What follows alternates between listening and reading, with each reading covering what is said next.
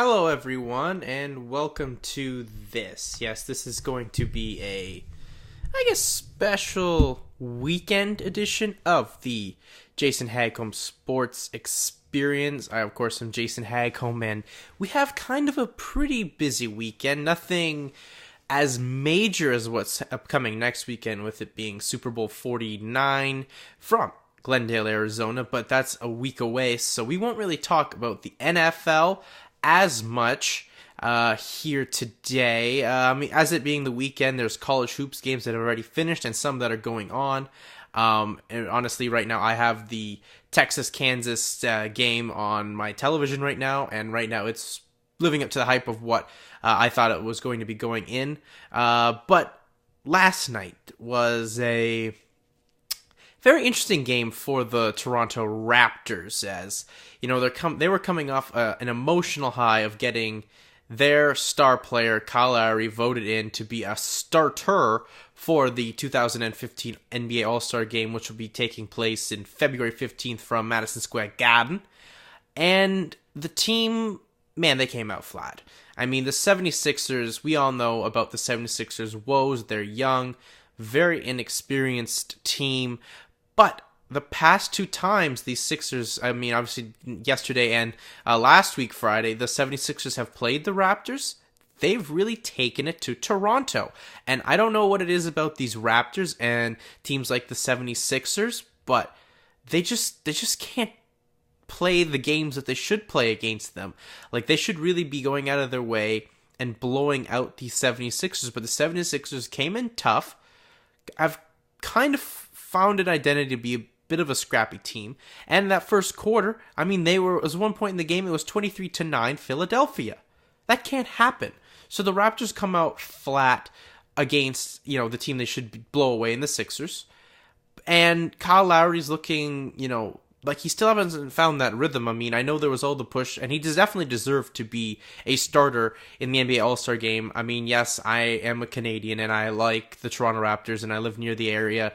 And I was hoping for Kyle Lowry, but I'm not voting him on that alone.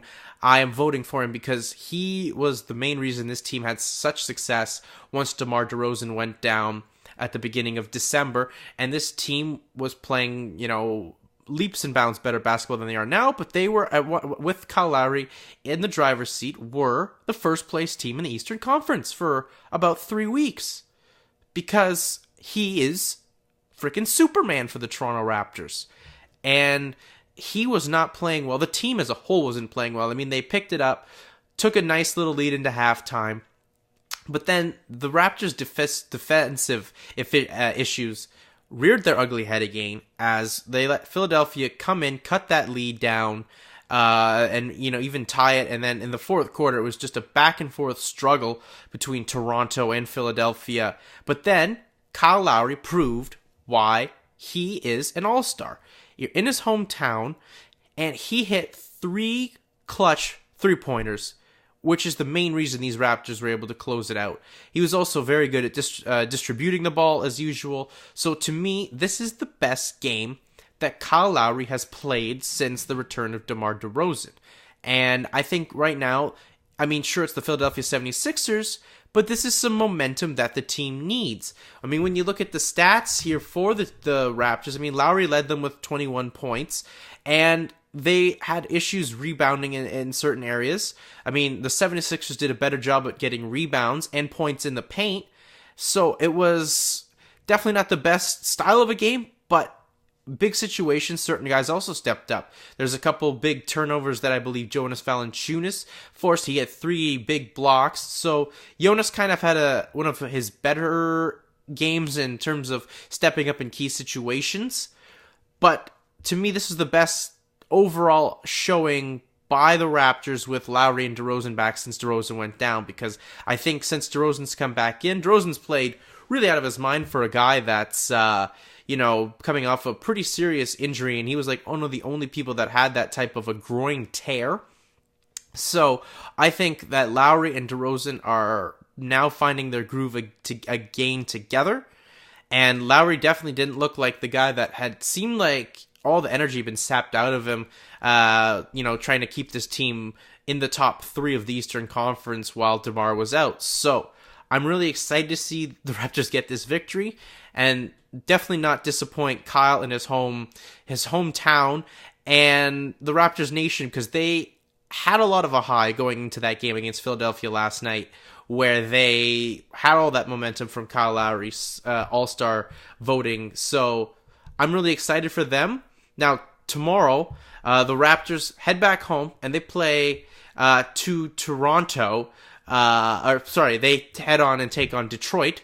So they'll take on the Pistons, a team that they just had a real battle with about a week ago, and one of the closest losses in that Big 6 game homestand. So, I mean, Toronto's wanting some revenge in that aspect, so that should be a very interesting matchup. But the other interesting game I definitely thought that took place last night was the Atlanta Hawks. I mean, the Atlanta Hawks. Talk about a team that no one saw this coming going into the season. I mean, Atlanta has won 29 out of 31 games. They're 22-2 recently. So, I mean, this is in a real impressive stand. And that third quarter, they were absolutely blowing out the Oklahoma City Thunder. I mean, this is why this team may have a real strong chance at winning an NBA championship this year, because this is the Oklahoma City Thunder, a team that is only a few years removed of being in the finals, and they've got all their pieces back. They've got Kevin Durant, and they've got Russell Westbrook back, and they were just really running the Oklahoma City Thunder out of the gym, were the Atlanta Hawks last night. I mean, this team needs to be given the recognition it definitely deserves when you look at this team. I mean, Teague was played key again for the Hawks. I mean, Korver played great. Horford played great. I mean, this team is just playing as an effective unit. Since they went into Toronto and lost to the Raptors, I mean, they've just been on a tear of these teams. I mean, Millsap also had a fantastic game for the Hawks. He had 22 points. So, I mean, this Atlanta Hawks team is playing out of their mind. And a lot of people are now picking them to maybe make the NBA Finals. I don't know if I want to go that far, as this team has shown some success and to get into the postseason. But every time they get to the postseason, they just collapse. And I would hate to see that, because this is one of the most impressive teams of a bunch of guys that really are just a bunch of ragtag guys, lunch pail workers, and they come out there and they play out of their mind every night. And to do that type of a game against the Oklahoma City Thunder is really, really, really impressive. So, shout out to the Atlanta Hawks. I mean, I really hope they keep it up, because I just remember growing up and this team being absolutely abysmal. And now they are finding their stride, and they had a big victory last night against Oklahoma City. And I mean, I don't know about Oklahoma City. It's one game they'll play, what we expect them to do, and then they, I mean, like I just said, Atlanta's a really good team, but they don't show up to the likes that they should show up to. So I think Oklahoma City will have a bit of an up and down type season down the stretch like this, but when you have the likes of Kevin Durant and Russell Westbrook, nothing to be too upset about in the world of Oklahoma. I mean, you're going to have those games, as I said. It was just maybe an off night for them, especially in that third and fourth quarter where Atlanta just took over that game. So, shout out to Atlanta. I mean, I'm beyond impressed, and I really hope they keep the stretch up. The other game that I think was of interesting note was the Sacramento Kings and the Golden State Warrior game, where the Warriors, I mean, this is a team that obviously is the best in the NBA right now, has been all season. This team has just been molded so well by Steve Kerr. Stephen Curry is just playing fantastic, but he wasn't even the main reason we need to talk about this game. I mean, Klay Thompson, 52 points, 37 points in the third quarter last night. I mean, who saw that coming? I mean, this is one of the things that now scares you if you are going to take on these Golden State Warriors, is they're going to find a way where someone may also step up a night. Plus, they're a very, very physical team. And they kind of play some of that old NBA style where they can find ways to get into your head. And, they just want to go out there and embarrass you basically on a night in, night out basis, which is the old NBA, like Bad Boys Piston style and, how the Bulls kind of played. They wanted to really run you and beat you and embarrass you. And that's kind of what the Warriors' mentality is. And, you shouldn't really be surprised since they got Steve Kerr, their coach, was the most sought-after coaching prospect in the offseason last year. And you can see he's just take what Mark Jackson had created as a good starting point. He's just blasted it off. And this team right now is looking to be one that I think is going to be just tough to beat, especially when you get them in Golden State. I honestly don't see anyone right now beating them. But the Western Conference is a very tough conference, and who knows what will happen come postseason time, but that's still a far ways away. But this team right now is just fantastic. I mean, they're just one of the most exciting teams to watch. If you have NBA League Pass, they're really worth staying up late East Coast time to see them play, because they do things like that where they have a guy like Klay Thompson go for 52, a career high for him. So shout out to Klay Thompson and these Golden State Warriors. As I was mentioning as well, it is All-Star Weekend. We have 2 All-Star games taking place this weekend. Tomorrow is the NHL All-Star Game, and today is also the NHL Skills Competition. I'm not the biggest guy for All-Star games, as well as there's the Pro Bowl. The Pro Bowl hasn't meant anything ever, so it's definitely not worth me watching.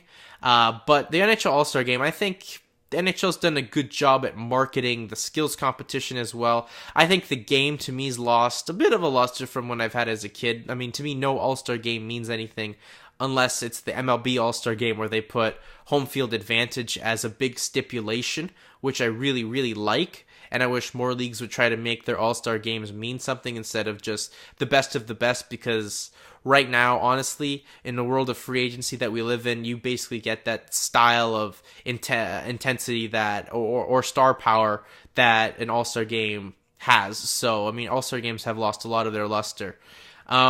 But the skills competition's really cool. They've at least they've embraced that NBA style of making it a full enjoyable weekend. So if you're out in Columbus, Ohio this weekend and have a chance to go see it, I would definitely love to go check it out. I think, you see some really great hockey players. Check out maybe the skills competition. The game's always been kind of a hoax and not a competitive matchup, but check out the skills competition. And as I said, the Pro Bowl is definitely not worth it. I know they're trying to make it like stealing the NHL's draft a player system, which, whatever, I guess it's like that old days of, you pick a team on the football field as a kid and, you're playing just at recess or what have you not. But it doesn't add any appeal to me to go out of my way to watch the NHL All-Star Game.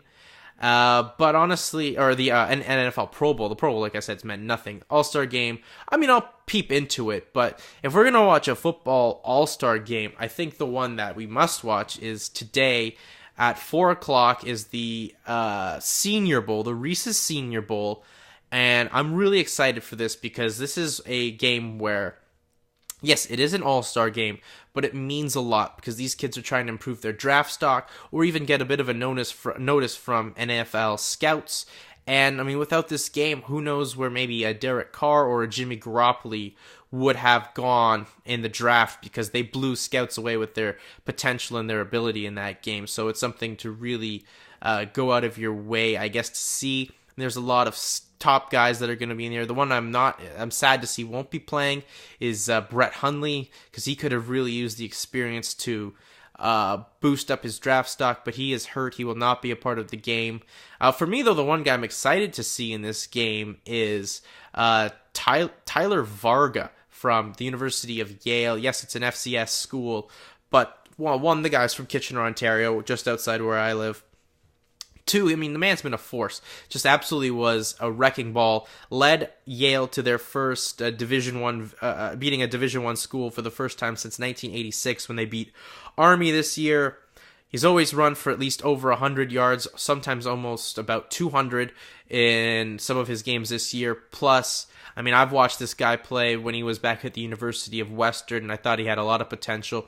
Thought the risk of jumping from the OUA to a Division FCS school in Yale and the Ivy Leagues was going to be tough, but he's proven me wrong, and I'm really happy to see the success of him, and I think a lot of people will be blown away at the potential of him, because now he's just gone from being a guy that was probably going to be drafted top in the Canadian Football League to a late round draft pick in the NFL draft, but his dream's always been to play in the NFL, so who am I to hold anyone back on their dreams? So I really hope Tyler Varga has an outstanding game today and blows people away.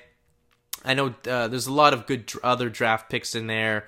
I believe Perryman from the Miami Hurricanes will be in that game.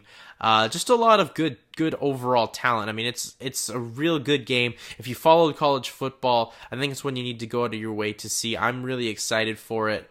I'm always excited to see the guys that you weren't expecting to blow people away, and then they do. So it's really something to go out of your way to see. So yeah, I mean, that's really gonna wrap it up, I guess. Well, I guess we should also mention there is a UFC on today. When I had Riley Contact on, we kind of delved into it. I think this Alexander Gustafsson Phil Davis fight is going to be really, really interesting in the sense, I mean, obviously number one contendership is at stake. Gustafsson made some comments the other day stating how, Phil Davis is a one-dimensional fighter, and I disagree with that. I think he's got a bit of wrestling that a lot of people don't appreciate, but his one trait of the tool is some devastating knockout power, and if Gustafsson isn't careful, he'll walk into a fist and just be KO'd, and that'll be his night. So I really, really hope he doesn't take Rumble Johnson too seriously, or too nonchalantly. So I really, really hope that doesn't happen, because I think we all want to see Gustafsson versus Jones Part 2, as it was maybe the most competitive fight in the last 2 years in the UFC. And obviously John Jones' toughest of test in the octagon. As well, there's the Daniel Henderson, Gerhard Mousasi fight, which should be a real interesting matchup. I mean, I would think if Henderson loses to Mousasi, convincingly retirement talk would come into his head, or the UFC would maybe try to consider him to retire, but who knows? I mean, it's just so much can happen here today. I mean, Henderson also has one-punch knockout power, and we saw it when he looked like he was going to get beat for the second time against Shogun last year, and he just decked Shogun with a big Henderson bomb, and then Shogun's out, and you have a winner in that fight that you weren't expecting to see. So hopefully it's a great card, because I think the crowd will be fantastic in Sweden. So, I mean, the Swedish crowds really, really take, and I think when you see Gustafsson out there, plus Akira Kasani's on that card as well, and he's he was kind of the bad guy on Tough with Chael and John, but as well, he's a real interesting fighter. He'll bring the crowd up into a roar, so the crowd will be great. I think it should be a real fun show. So yeah, that's really about it. I hope the rest of you people enjoy your weekend. I've got some great interviews up already speaking with Marshall Ferguson about last week's Championship Sunday, and with Riley Contact talking, just the whole realm of mixed martial arts with, the resigning of Crow Cop by the UFC, a lot of Bellator talk from their card last week, and, new matchups that have been made, and a little bit of the preview of this card that's coming up today from Sweden with Alexander Gustafsson versus Anthony Rumble Johnson. So, that'll do it for now. That's it for me. Peace out.